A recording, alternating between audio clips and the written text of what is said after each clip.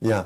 So we stopped for a night. Usually we stop for a night in Tokyo in 1969, 70, 71, and so forth. And I have a colleague of mine. It was his first time night stopping for a night in Tokyo. And Tokyo in the 60s and 70s were a bit different from the Tokyo now. It was not, lit up brightly.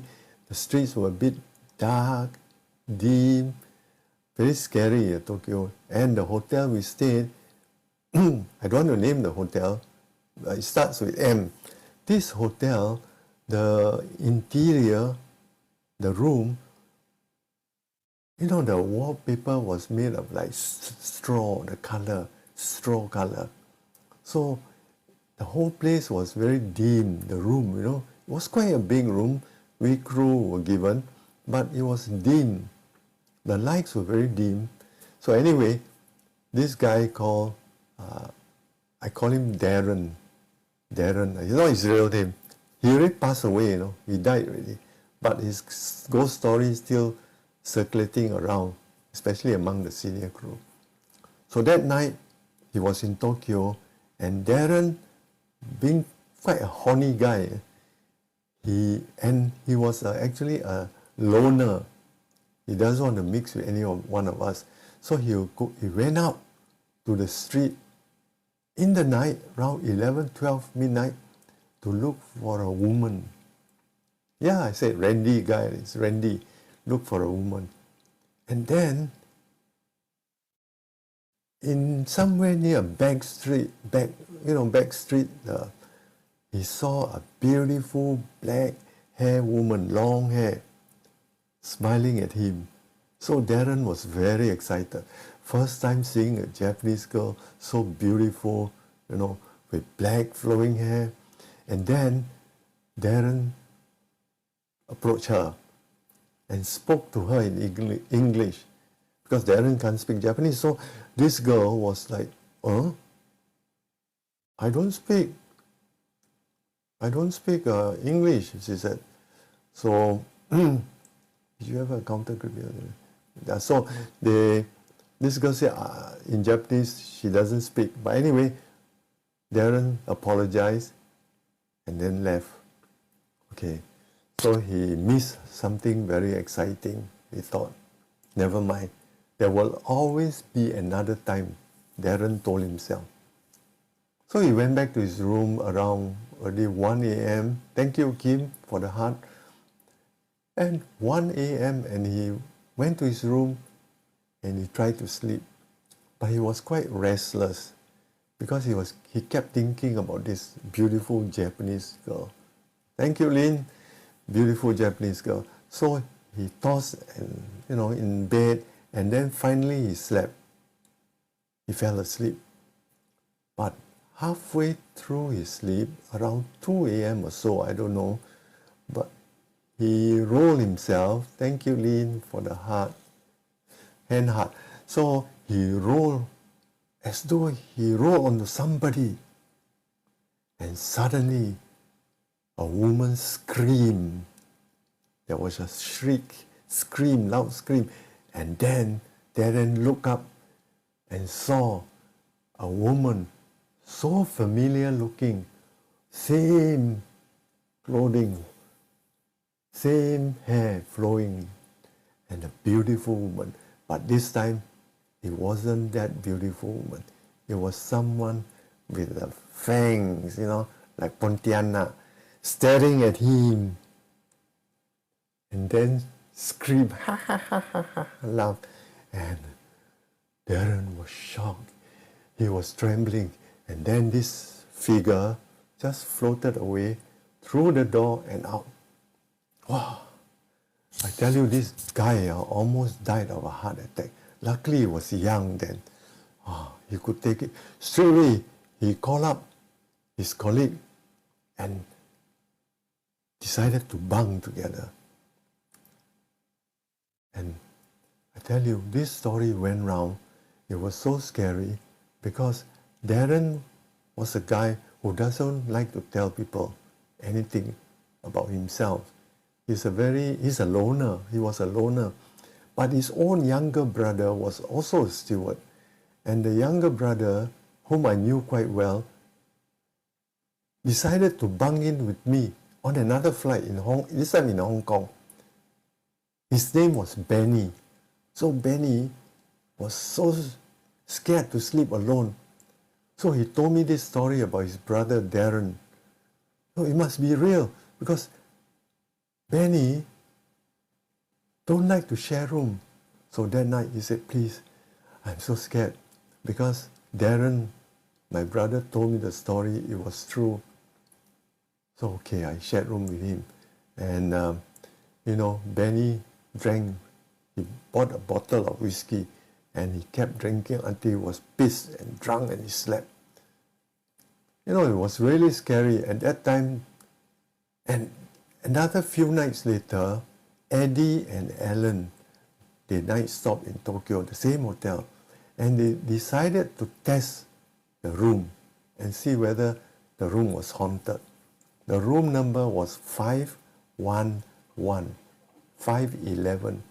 So they bunk in together, and every now and then during that night, they didn't see any ghosts, but they heard the toilet flushing.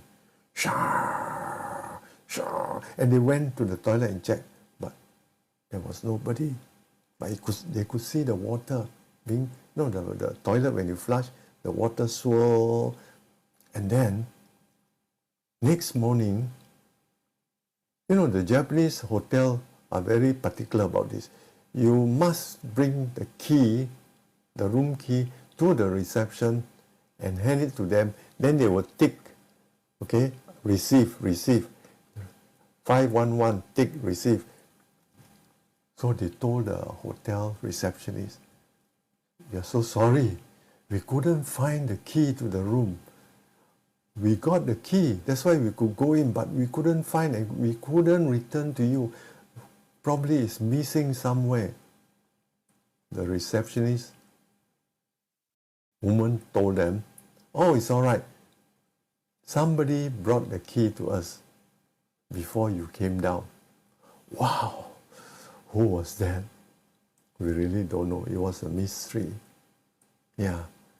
And in Hong Kong, we stayed another hotel that starts with M also. But this hotel is demolished already. It was an old hotel. I don't like this hotel also. It was very dark and dim. In the old days, the hotels are like that. And it got rosewood furniture, the Chinese style rosewood furniture, dark, black, grey color. We were all very scared. Yeah.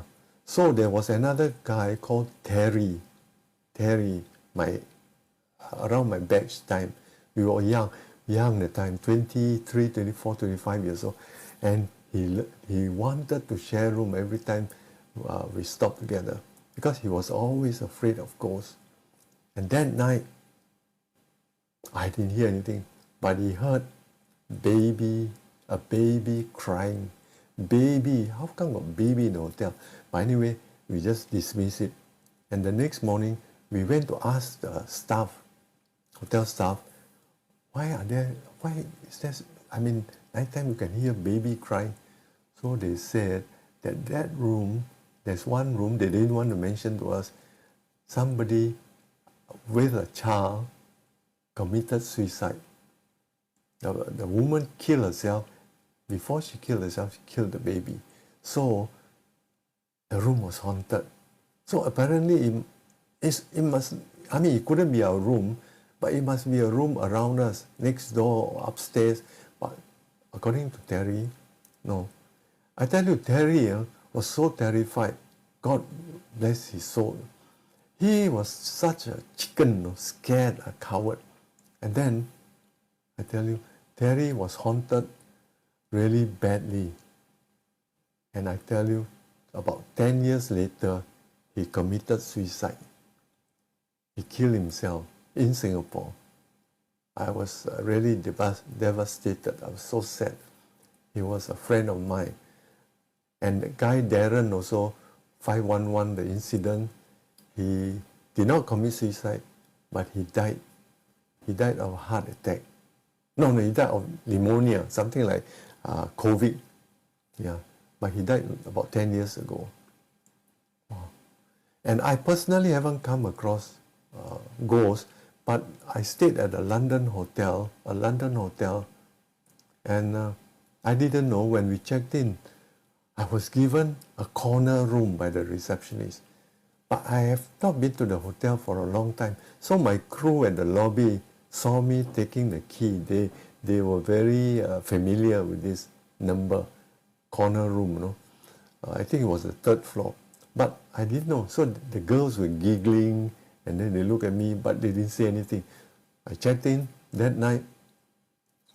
I don't know whether it was ghost or I was tired, but I felt as I was asleep, and I felt something pressing on me. I didn't see anything, but I couldn't breathe. I was struggling. And you know, there's a Bible next to the table, next to the bed on the side table. I was trying to reach out for the Bible, something to help me, you know, some religious book, but I couldn't reach. So I was yelling, please, And then the feeling went off. So when I checked out 2 days later, I told the story to my crew. Then they all laughed and they burst out laughing. They said, you don't know, that room is haunted, you know. I said, why didn't you all tell me? You all are very mean. Said, well, some of us kena already. So we thought, maybe you are brave enough. Maybe you won't kena, you see. But anyway, it's true.